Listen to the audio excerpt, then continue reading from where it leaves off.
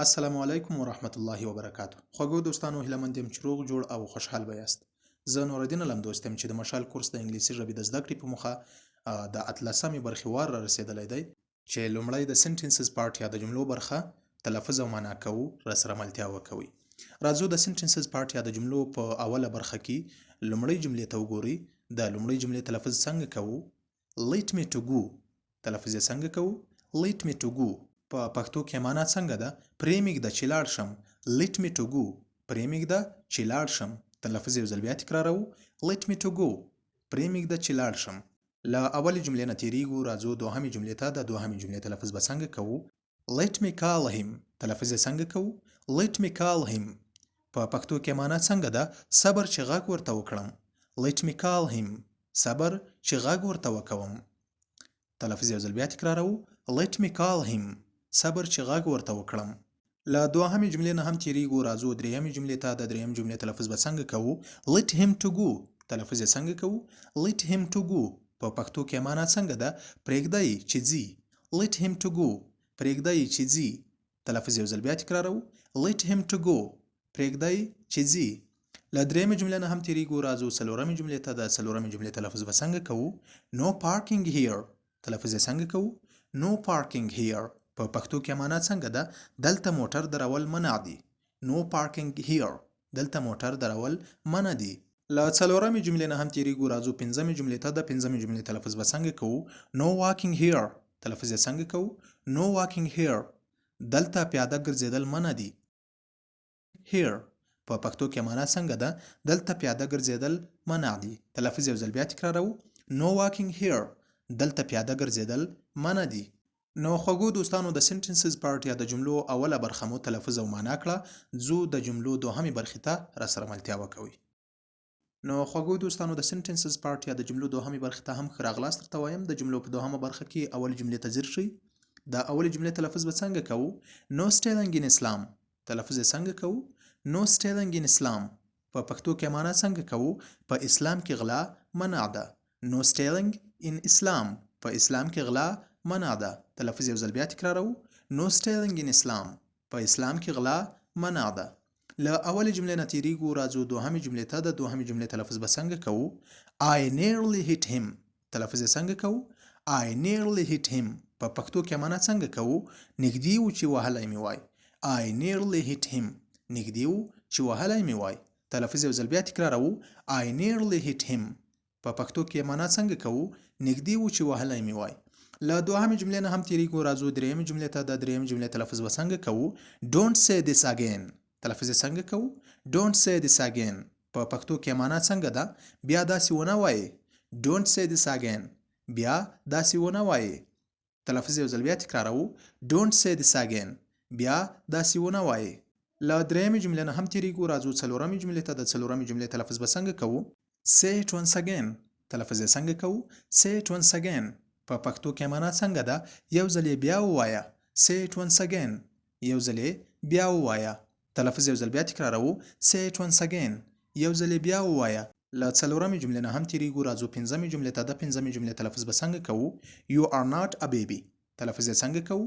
You are not a baby. په پښتو کې معنا څنګه کوو؟ ماشوم خو نه یې. You are not a baby. ماشوم خو نه یې. تلفظ یو ځل بیا تکراروو. You are not a baby. ماشوم خو نه یې. نو خوږو دوستانو، د سنټنسز پارت یا د جملو دوهمه برخه مو هم تلفظ او معنا کړه.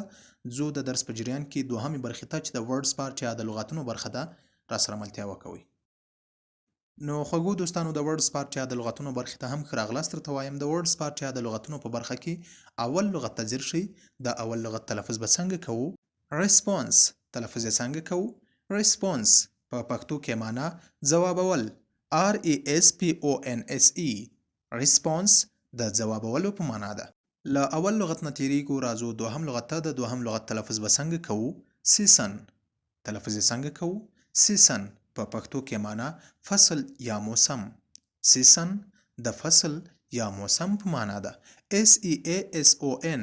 Season فصل یا موسم ته وایي.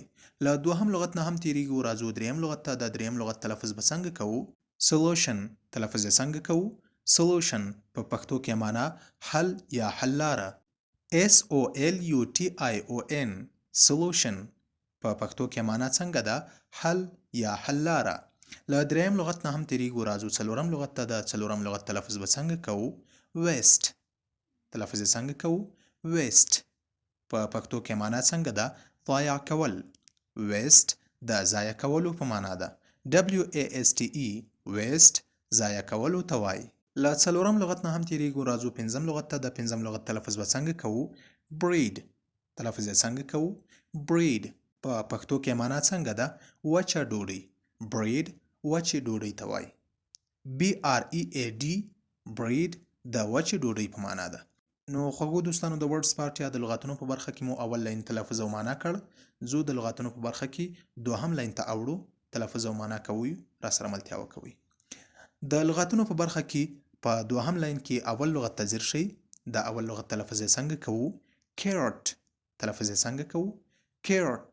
په پښتو کې معنا CARROT carrot د ګازرې په معنا ده. په دوهم لاین کې له اول لغت نه تیریږو، راځو دوهم لغت ته. د دوهم لغت تلفظ به څنګه کوو؟ contain. تلفظ یې څنګه کوو؟ contain. په پښتو کې معنا شاملېدل یا شاملول. contain د شاملېدلو یا شاملولو په معنا ده. CONTAIN contain شاملېدل یا شاملول. په دوهم لاین کې له دوهم لغت نه هم تیریږو، راځو دریم لغت ته. د دریم لغت تلفظ به څنګه کوو؟ delicious. تلفظ یې څنګه کوو؟ delicious. په پښتو کې معنا څنګه ده؟ خوندور. DELICIOUS delicious د خوندور په معنا ده. له دریم لغت نه هم تیریږو، راځو څلورم لغت ته. د څلورم لغت تلفظ به څنګه کوو؟ diet. تلفظ یې څنګه کوو؟ diet. په پښتو کې معنا پرهیز. DIET diet پرهیز ته وایي. له څلورم لغت نه هم تیریږو، راځو پنځم لغت ته. په دوهم لاین کې د پنځم لغت تلفظ به څنګه کوو؟ eat. تلفظ یې څنګه کوو؟ eat. په پښتو کې معنا څنګه ده؟ خوړل. EAT eat د خوړلو په معنا ده. نو خوږو دوستانو، د ورډز پارت یا د لغاتونو په برخه کې مو 10 لغتونه تلفظ او معنا کړل. زه د درس په جریان کې د ګرامر پارت یا ګرامر برخې ته را سره ملتیا وکوئ. نو خوږو دوستانو، د ګرامر پارت یا ګرامر په برخه کې هم ښه راغلاست درته وایم. د ګرامر پارت یا ګرامر په برخه کې نن ناون از مینینګ یا اسم د معنا له مخې پیژنو چې ناون از مینینګ یا اسم د معنا له مخې په څو ډوله ده او څنګه تعریفونه لري. نو راځو تاسو ته یې ډولونه بیانوو. ناون از مینینګ اسم د معنا له مخې په دوه ډوله ده. په څو ډوله ده؟ په دوه ډوله ده. لومړی ابسترکټ ناون یا مجرد اسم ده، او دوهم یې کانکریټ ناون یا ذاتي اسم ده. نو د کانکریټ ناون یا ذاتي اسم تعریف په راتلونکو برخو کې تاسو ته وړاندې کوو. اوس د ابسترکټ ناون یا مجرد اسم تعریف تاسو ته وړاندې کوو چې تلفظ او معنا یې څنګه ده مطالعه کوئ. Abstract noun, a noun which doesn't have physical shape or existence and cannot be seen or touched is called abstract noun. د مجرد اسم یا abstract noun تلفظ به څنګه کوو؟ Abstract noun, a noun which doesn't have physical shape or existence and cannot be seen or touched is called abstract noun. په پښتو کې د مجرد اسم تعریف څنګه کوو؟ مجرد اسم هغه اسم دی چې فزیکي شکل او موجودیت نه لري، پس لیدل کیږي او د لاس په وسیله هم نه لمس کیږي. لکه مثالونه یې څنګه دي؟ علم، تجربه، مهرباني، لیاقت او مهارت. په انګلیسي تلفظ یو ځل بیا در سره تکراروو. Abstract noun, a noun which doesn't have physical shape or existence and cannot be seen or touched is called abstract noun. په پښتو کې د مجرد اسم تعریف څنګه کوو؟ مجرد اسم هغه اسم دی چې فزیکي شکل او موجودیت نه لري، په سترګو نه لیدل کیږي او د لاس په وسیله هم نه لمس کیږي. مثالونه یې دا دي: علم، تجربه، مهرباني، لیاقت او مهارت. نو خوږو دوستانو، د ګرامر پارت یا ګرامر په برخه کې مو نن د ناون از مینینګ یا اسم د معنا له مخې د ډولونو نومونه راخستی وو چې اول یې ابسترکټ ناون دی او دوهم یې کانکریټ ناون دی. او د دې دواړو نومونو له ډلې څخه مو ابسترکټ ناون یا مجرد اسم تعریف کړ. دا چې د کانکریټ ناون یا ذاتي اسم تعریف به څنګه وي، دا به په راتلونکو نورو برخو کې تاسو ته. نو خوږو دوستانو، د ګرامر پارت یا ګرامر برخه په همدې ځای پای ته رسوو.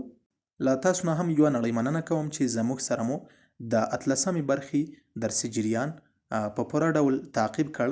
که مو زموږ د یوټیوب چینل سبسکرایب کړی نه وي کولی شئ چې د مشال کورس د یوټیوب چینل سبسکرایب کړئ او تاسو چې کوم ملګري لرئ په خپله منطقه کې یا په سوشل میډیا کې نو کولی شئ چې زموږ د مشال کورس د انګلیسي ژبې د زده کړې په موخه دغه ویډیوګانې تاسو ورسره شریک کړئ ترڅو هغه هم راشي زموږ د مشال کورس د یوټیوب په چینل کې د انګلیسي ژبې د زده کړې په موخه ویډیوګانې را سره تعقیب کړي را سره وڅاري ترڅو په راتلونکي کې له انګلیسي پرمختللې نړیوالې ژبې سره تر ډیره بلدتیا ترلاسه کړي. نو خوږو دوستانو په همدې ځای له تاسو نه اجازه غواړم هر چیرته چې یاست خوشحال تازه او کامیاب اوسئ.